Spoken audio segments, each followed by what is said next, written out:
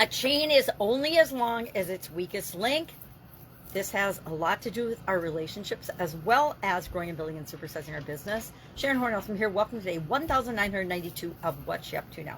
Documenting the journey as I transitioned originally from the brick and mortar corporate world of business over a quarter century in corporate America while simultaneously building, growing, supersizing, buying, selling, acquiring different businesses in at least 27 different industries offline before I decided to come online after my divorce. After my divorce, I was, pretty old, 50 or so, and geez, I might have been older than that. I was probably 55.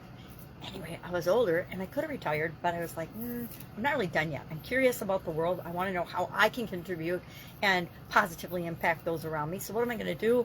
I'm going to jump online and figure out what this internet marketing, internet business, online businesses are all about and how they compare to offline businesses. And of course, then I landed on it's important to do both. We need to have both, especially in times like the pandemic in 2020.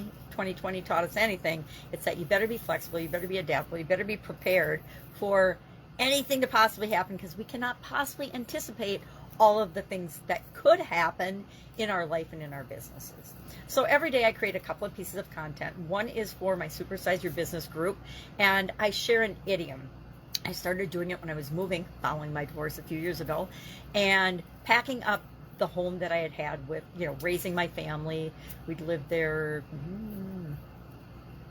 close to 20 years, and I wanted to find a way to keep going, keep creating content, holding myself accountable for creating content, but not have to think super duper hard about it. Now, it turns out I found a book that was my kids'. It was 600 plus idioms, their meanings, and how you can use them. And I started sharing idioms out of that. And at first I picked the ones that I thought were pretty business related, and I tied them to what does it mean, where does it come from, and how could you use it to build and grow your business. And over time, once I ran out of those, I hit a point where I decided I was only going to do it while I was moving. While moving took way longer than I thought.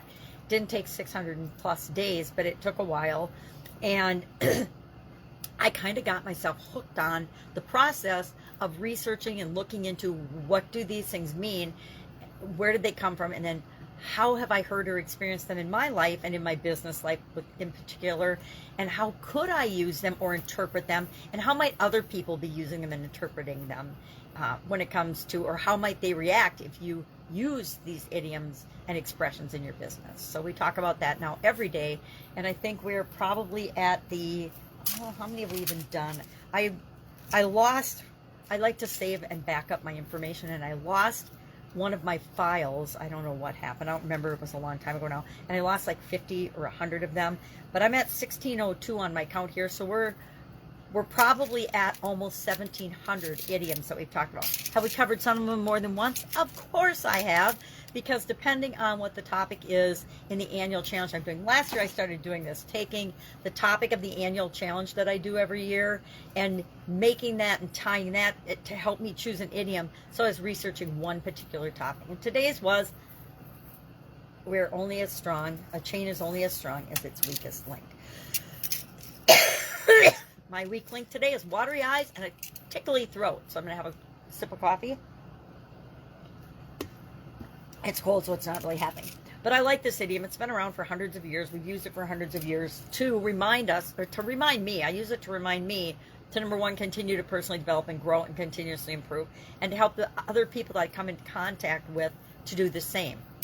Again, people remember how you make them feel. They don't necessarily remember what you say, what you did, but they definitely know how they felt, and they remember how they felt based on their interactions with you. So sometimes I rub people the wrong way, but I hope that most of my interactions with other people are positive in nature. Our topic for the annual challenge, speaking of the annual challenge today, it's day 189 of our Get Your Goals annual challenge, where we're doing one thing every day to get what we want. I'm doing one thing every day to move me toward my goals in the different areas and aspects of my life, and I'm helping other people to do the same. But we're covering the SOAP framework today, which is something I started doing in 2020. Because of the pandemic, I, like everybody else, needed to adapt and change and think differently about what I was doing and how I was showing up in the world. And part of that was I thought really long and hard about the process I personally use whenever I'm faced with a challenge or a change or an obstacle or a setback or something I don't like, what am I going to do about it? And I realized that I had a process already in place that I use, and it's installed in my subconscious. Now, I didn't call it the SOAP framework. I thought about that, and I said, okay, well, what's an easy way to remember this so I can teach it to other people, and they can use this tool that has benefited and continues and will continue to benefit me till the day I die. And I came up with the SOAP framework, which stands for Story, Options, Action, and Progress. Why? Because that is a condensed version of a problem-solving process, right?